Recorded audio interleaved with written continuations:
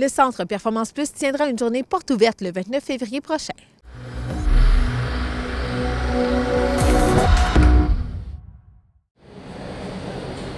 Monsieur Laurence, parlez-moi du Centre Performance Plus de la journée porte ouverte qui arrive à grands pas le 29 février prochain. Oui, effectivement, le 29 février prochain, ça tiendra la journée porte ouverte, ou en fait la soirée porte ouverte pour le grand public, là, à compter de 16h30 à 20h ici à Performance Plus. C'est un événement conjoint qu'on fait aussi avec l'École secondaire polyvalente Lavigne, qui tiennent en même temps, eux, leur journée Expo Carrière dans le gymnase de la Polyvalente. Pour le grand public, eux aussi, à partir de 16h30. En même temps, toute l'après-midi, on a invité les gens, les jeunes, les élèves de l'École secondaire Lavigne, de l'École secondaire Laurentia, aussi les élèves qui sont en retour aux études à l'éducation des adultes au Centre Le Parallèle.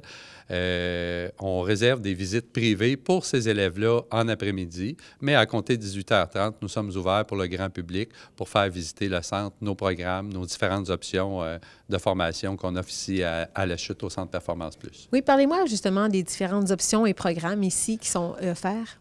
On a dans le secteur de la mécanique industrielle, qui est plus dans le secteur des métiers manuels, mécanique industrielle et électromécanique de systèmes automatisés. On offre aussi dans le secteur de la santé le programme d'infirmière auxiliaire, le programme de préposé aux bénéficiaires, le programme d'assistance technique en pharmacie et le programme d'assistance dentaire qui est aussi offert dans le secteur de la santé. Et dans le secteur de la bureautique ou de l'administration, on offre deux programmes, secrétariat et comptabilité, qui sont offerts ici dans notre établissement à La Chute. Quels sont les secteurs ou les domaines d'études qui sont les plus prisés? Présentement, je ne vous cacherai pas qu'il y a un certain engouement pour le secteur de la santé avec tout ce qui se passe, puis on est encore en post-pandémie. Vous comprendrez qu'il y a beaucoup de gens qui ont été appelés là, par les différentes publicités qu'il y a eu au niveau des différents médias pour les préposés aux bénéficiaires ainsi que les infirmières auxiliaires. Ça va assez bien dans ces secteurs-là. On réussit à recruter, à démarrer nos groupes. Dans d'autres secteurs, je vous dirais, il y a des enjeux au niveau du recrutement, étant donné le contexte économique où il y a le plein emploi. Les gens réussissent à trouver un travail sans nécessairement avoir fait la formation préalable ou avoir obtenu un diplôme. Dans plusieurs autres secteurs, c'est un enjeu majeur au niveau du recrutement. Donc, on profite justement de cet événement-là, de notre porte ouverte du jeudi 29 février, pour faire le plus de promotion possible, puis aller chercher les gens qui vont venir visiter l'Expo Carrière à l'École secondaire Lavigne et faire du recrutement aussi auprès des élèves de 4e et de 5e secondaire là, de l'École Lavigne et de l'École Laurentia High School. Quels sont les secteurs qui sont les moins populaires, où il y a moins d'inscriptions aussi? Quelles seront les conséquences face au manque d'inscription? Et le manque d'inscription peut amener, en fait, le report d'une formation, c'est-à-dire que dans certains secteurs, parfois, on prévoit démarrer une formation à une date X.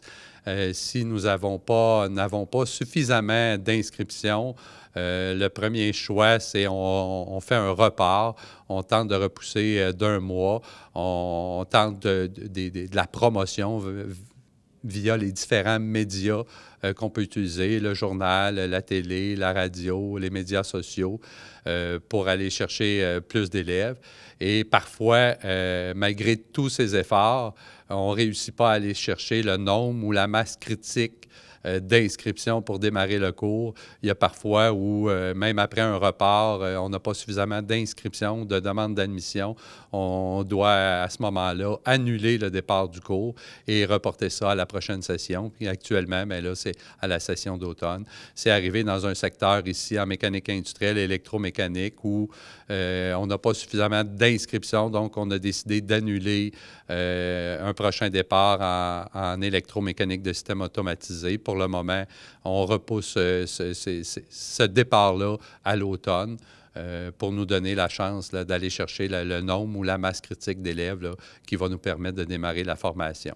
Et ça pourrait même se reproduire en assistance en technique en pharmacie?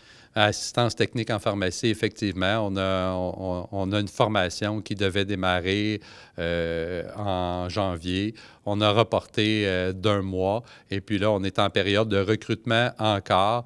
Je vous dirais, moi, j'analyse les demandes d'inscription, puis je vous dirais, la semaine prochaine, on va voir où on en est rendu avec le nombre d'inscriptions.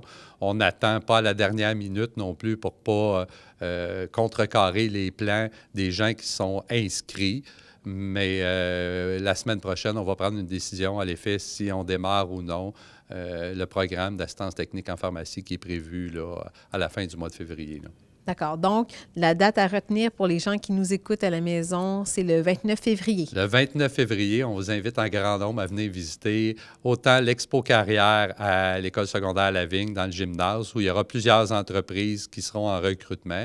On sera là, nous aussi, avec un kiosque et on va être en mesure de vous faire visiter l'ensemble de notre centre, des programmes, des secteurs. Il y aura des enseignants et des élèves qui seront présents toute la soirée pour vous expliquer quelles sont nos formations.